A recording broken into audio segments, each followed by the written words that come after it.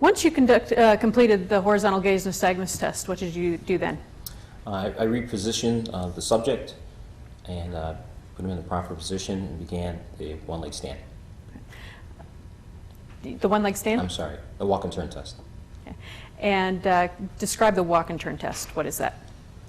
It's a simple test. You ask somebody to stand with their right foot in front of their left while you give them the instructions and a brief demonstration.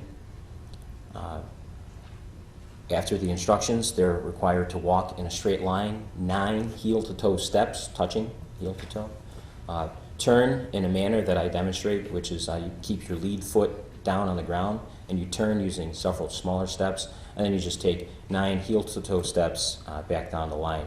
You count your steps out loud and you ask them to keep their hands at their side. Does it have to be a real line? No, ma'am. Okay. Do you recall if you had a real line or not? I did not. Did you instruct him as you just told it to us today? Yes, ma'am. Did he appear to understand your instructions? I asked him if he did, and he said he did.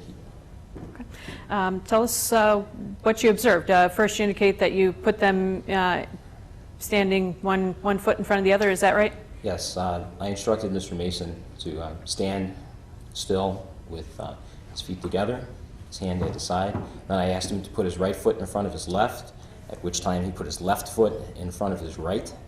And then I asked him again, can you put your right foot in front of your left? At which time he did make the correction. He did lose his balance shortly after that, stepping off to the side while I tried to continue the instructions.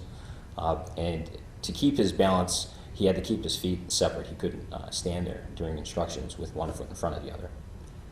And then I just gave him the instructions with a brief demonstration, then I asked him to perform the test.